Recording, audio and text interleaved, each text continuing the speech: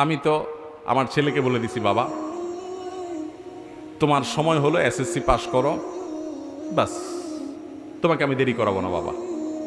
আমি সব জায়গায় বলি, এই যুগে তরুণ সমাজকে ধ্বংসের হাত থেকে বাঁচানোর জন্য উপযুক্ত হওয়ার পর বিলম্ব না করে দ্রুততার সাথে বিয়ে দেওয়া, এছাড়া সন্তানদেরকে ধ্বংসের হাত থেকে বাঁচানো সম্ভব। অনেক বাপ মা আছে বলে যে নিজের পায়ে দাঁড়া, ওরে ওকে আরেকজনের পায়ে দাঁড়ায় আছে নাকি? নিজের পায়ে তো দাঁড়ায় আছে, মানে তুমি পয়সা কামাও, ওই যে সব পয়সার মেশিন হয়ে গেছে আজকাল। ঠিক আছে বাবা, পয়সার দরকার আছে, একটা সন্তানের চরিত্র যদি নষ্ট হয়ে যায় তো পয়সা দিয়ে আপনি কি করবেন? নবী করিম সাল্লাল্লাহু আলাইহি সাল্লাম বলেছেন, তোমাদের সন্তানরা উপযুক্ত হলে, বিয়ের উপযুক্ত হওয়ার পর তাদেরকে বিবাহ দিতে বিলম্ব করবা না। যদি বিলম্ব করো তাহলে ফিতনা হবে, ফাসাদ হবে, ধ্বংস হবে, তাদের চরিত্র শেষ হয়ে যাবে, তোমরা রক্ষা করতে পারবা না। আমাকে একবার টোকিওতে এক বাংলাদেশি ভাই বলতেছেন, হুজুর বহুত কষ্টে পোলাপানকে দেশে আনছি আমি, অনেক কষ্টে, বহু টাকা পয়সা দিয়া আমার ছেলেটারা আনছি, তখন পিচ্ছি ছিল, এখন মাশাআল্লাহ সে 7-8 উঠছে। আমি একদিন তাকে একটু জোরে ধমক দিছি, কারণ সে একটা মেয়ের সাথে হারাম সম্পর্কে জড়ায় গেছে। আমি দেখছি যে ওর লাইফ শেষ হয়ে যাবে, ধ্বংস হয়ে যাবে ও। আমি ওকে এই টাইপের কোনো একটা অপরাধের কারণে তাকে আমি একটু মুখে শাসন করছি, কোনো গায়ে হাত দেই না, একটু ধমক টমক দিছি। সে সাথে সাথে ফোন কল করছে থানায়, পুলিশের কল করে বলে দিছে আমার বাপ আমাকে ধমক দিছে, আমি মানসিকভাবে ডিপ্রেসড, আমি এটার বিহিত চাই। সাথে সাথে থানা থেকে পুলিশ এসে আমার উঠাই নিয়ে গেল, আমার লকআপে আটকায় দিল। এরপরে বলতেছে ঠিক আছে, রায় হলো যে তোমাকে ছেড়ে দেওয়া হবে, তোমার ছেলেকে একটা ফ্ল্যাট ভাড়া করে দিবা, সেখানে সে থাকবে, কোন মেয়ে আনবে, কোথায় যাবে, মদ খাবে না কি করবে এটা তার ব্যাপার, তুমি ফ্ল্যাট ভাড়া করে দিবা, তার দিকে তাকায়ও কথা বলতে পারবা না, অর্থাৎ ধমক দিতে পারবা না। যদি ফার্দার তুমি তারে কিছু বলছো আর সে আমাদেরকে অভিযোগ করে তো তোমার খবর আছে। আমাকে ওই বেচারা জড়ায় ধরে বলতেছে, হুজুর এ দুঃখের কথা কাকে বলবো, সবাই তো জানে জাপানে আছি, ফ্যামিলি নিয়ে খুব সুখে আছি, শত শত প্রবাসীদের দুঃখের কথা আমার বুকে আছে। সন্তানরে আপ টু ডেট টেডি বানাইতেছেন, মানুষ বানানোরে মুসলমান বানান, জীবনটা উপভোগ করবেন। এই জন্য সন্তানকে মনিটর করবেন, পশ্চিমা দুনিয়ার কথা শুনে অতি স্বাধীন করতে যাবেন না, ধ্বংস হয়ে যাবে সব। বাচ্চা একসময় বুঝবে যে আমার বাপ আমার মা আমাকে শাসন করেছে, কড়া করে দিয়েছে আমার ভালোর জন্য। এই জন্য তাদের মনিটর করবেন যে তার কোথায় যায়, কার সাথে মিশে, মোবাইলে কি করে না করে মনিটর করবেন, ডিপ মনিটর। আমি ব্যক্তিগতভাবে একটা ছেলেকে তাতে নির্দিষ্ট করে বলতে পারি, আপনারা বললে সবাই চিনে যাবেন, নাম বলবো না, খুব নাম করা একজন আলেমের ছেলে, খুব নাম করা, এক কথার নাম বললে চিনে যাবেন, কিন্তু আমি নাম বলবো না, শুধু শেখার জন্য বলি। ওনার ছেলে মাদ্রাসায় পড়ে, কেমনে জানে একটা মেয়ের সাথে সম্পর্ক, খুব বাজে একটা অবস্থা, সে এখন জীবন দিয়ে দিবে, হান করবে, টান করে বাড়ি থেকে চলে যাবে, এরকম একটা অবস্থা। যে কোনো ভাবে ওই আলেম সাহেব টের পেয়ে গেছে ছেলের এই অবস্থা হয়ে গেছে, আরে এত কড়াকড়ির পরে অবস্থা হয়ে গেছে, কি করবে? তো আমি বুদ্ধি দিলাম যে ভাই মোবাইল টোবাইল যা আছে এগুলো সব সিজ করে ফেলাম, বড় যেগুলো সিজ করে ফেলে যদি অ্যাক্সিডেন্ট করবে, অ্যাক্সিডেন্ট কিচ্ছু হবে না, এগুলো হুদা মিশা কথা, বহুত পোলাপান এরকম ভয় দেখায়, ফালতু কথা, ধন্যবাদ, সিজ করেন। তো সব সিজ করে ফেলছে, কোনো ডিভাইস তার কাছে নাই, এবং তাকে দীর্ঘদিন বেশ কঠিন মনিটরিংয়ে রাখছে। মাত্র 3 মাস চেষ্টা করেন, কয়েক মাসের মধ্যে আলহামদুলিল্লাহ দেখা গেল যে বাচ্চার মধ্যে সব পাগলামি ছাগলামি মাথা থেকে ঝেড়ে সব শেষ হয়ে গেছে।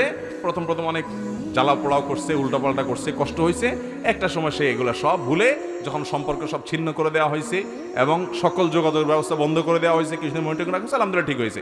এটা সব বাচ্চার জন্য একই পলিসি আপনার অ্যাপ্লাই করবেন তা না, এক এক বাচ্চার জন্য এক একভাবে অ্যাপ্লাই করে আপনার বাচ্চাকে বাঁচাতে হবে। এটা কখন সম্ভব হবে? যদি আপনি টের পান যে ও ধ্বংস হচ্ছে। অনেক বাপ মা আছে শুরুতে কিচ্ছু বলে না, ধ্বংস হইয়া ওই লিটনের ফ্ল্যাটে যাই উঠছে, কিচ্ছু বলে নাই, না একটু এই বয়সে একটু আধটু করে। এরপরে যখন একটা অমানুষ মেয়ে বিয়ে করে পালায়া রাস্তা রাস্তা চলে, বা মেয়ে ছেলের হাত ধরে অজাগায় কুজাগায় যায়, এরপরে এসে আমাদের কাছে এসে বলে, হুজুর একটা তাবিজ টাবিজ দেন, যদি বাঁচান যা, তাবিজ যদি টাইনা আনতে পারে। তো আপনি কাজের কাজ করবেন না, তাবিজে টাইনা আনবে? এই জন্য মনিটরিং করবেন বাচ্চাদেরকে, ছেলে মেয়েদেরকে ডিপ মনিটরিং করবেন। সর্বশেষ আমল হলো দ্রুত বিয়ের ব্যবস্থা করবেন। ছেলে হোক মেয়ে হোক, উপযুক্ত হওয়ার পরে বিয়ে দিতে দেরি করবেন।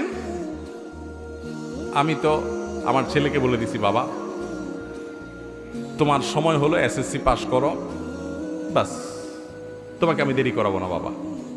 আমি সব জায়গায় বলি, এই যুগে তরুণ সমাজকে ধ্বংসের হাত থেকে বাঁচানোর জন্য উপযুক্ত হওয়ার পর বিলম্ব না করে দ্রুততার সাথে বিয়ে দেওয়া, এছাড়া সন্তানদেরকে ধ্বংসের হাত থেকে বাঁচানো সম্ভব।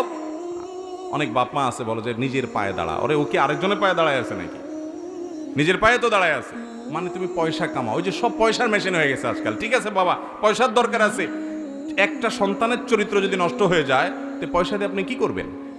নবী করিম সাল্লাল্লাহু আলাইহি সাল্লাম বলেছেন, তোমাদের সন্তানরা উপযুক্ত হলে, বিয়ের উপযুক্ত হওয়ার পর তাদেরকে বিবাহ দিতে বিলম্ব করবা না। যদি বিলম্ব করো তাহলে ফিতনা হবে, ফাসাদ হবে, ধ্বংস হবে, তাদের চরিত্র শেষ হয়ে যাবে, তোমরা রক্ষা করতে পারবা না।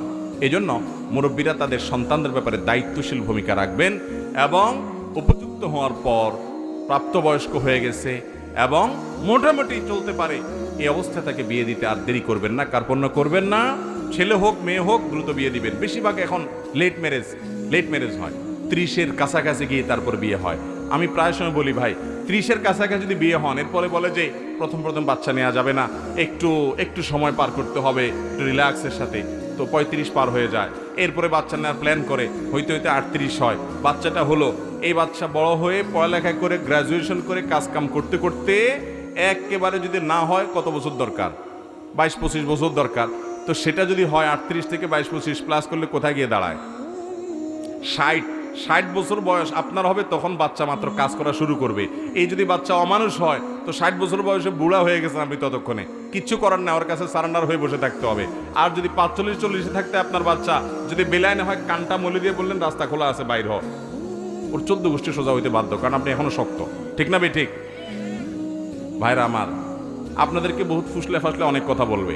গত 8-10 দিন আগে ইতালির গভর্নমেন্ট, এখন ইতালির, এটা সারা পশ্চিমা দুনিয়াতে একই অবস্থা, চায়নার একই অবস্থা, আমি নির্দিষ্ট করে একটা নিউজের কথা বলতেছি, যে সন্তান যাতে নেয় এই জন্য বাবা মাকে তো প্রণোদনা আছে, পুরস্কার আছে, যে সন্তান হইলেই পুরস্কার পাইবা, বাচ্চার জন্য, বাচ্চার মায়ের জন্য, বাপের জন্য মূল্যবান পুরস্কার, কিন্তু কিছু দিয়ে তারা জন্মের হার বাড়াতে পারছে না।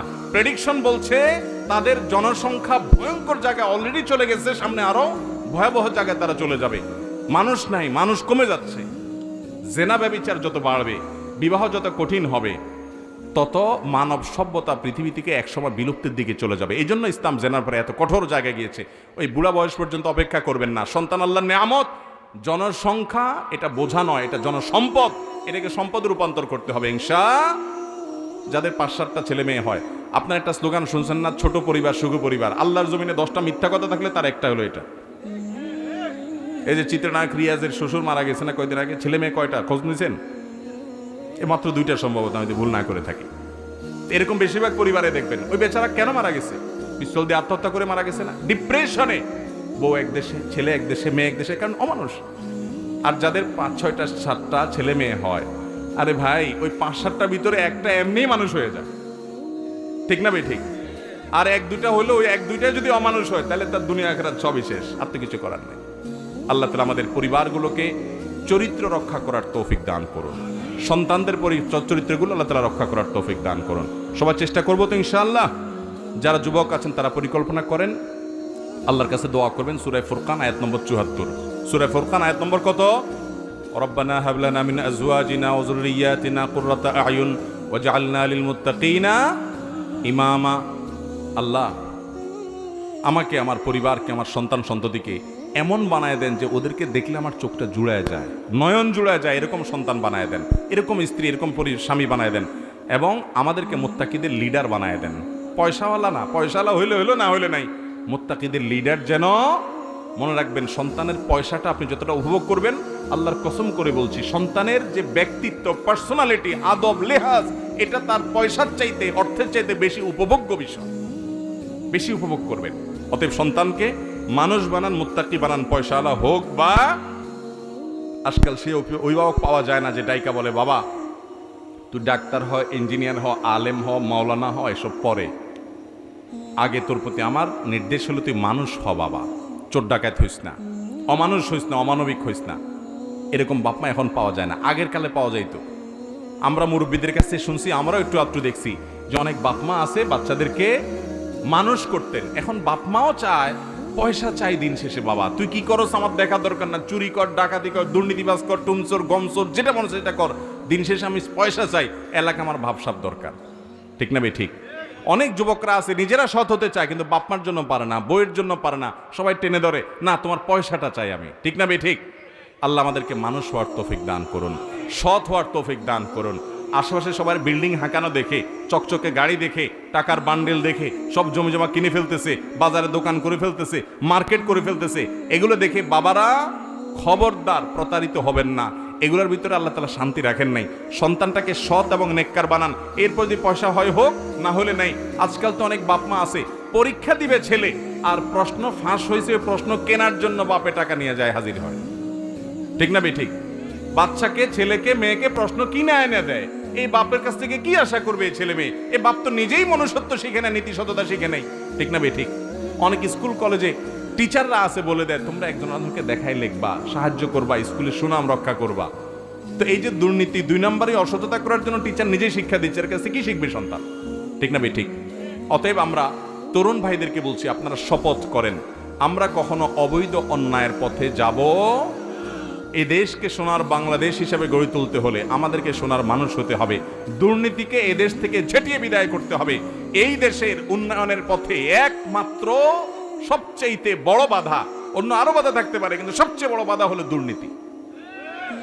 এই দুর্নীতি মানুষ সাধে করে না, বাপের চাপে করে, মায়ের চাপে করে, ছেলে মেয়ের চাপে করে, বইয়ের চাপে করে। অতএব মেরুদণ্ড সোজা করেন, গোটা পৃথিবী চাপ দিবে, আমার নীতি আদর্শ আমি বিক্রি করব। হক হালালি চলবেন, আমল কম করবেন, জান্নাতে যেতে পারবেন। আমলের পাহাড় নিয়ে যাবেন, 2 নম্বর উপার্জন, 2 নম্বর কাজ করবেন, জান্নাতে যেতে পারবেন না। কোরআন হাদিসের নলেজের সার নির্যাস আল্লাহ আমাকে যা দিয়েছেন সেটা আপনাদেরকে দিয়ে গেলাম। সবাই আমল করবেন তো ইনশাআল্লাহ। জাযাকুমুল্লাহু খাইর ওয়া আখিরু দাওয়ানা আলহামদুলিল্লাহি রাব্বিল আলামিন।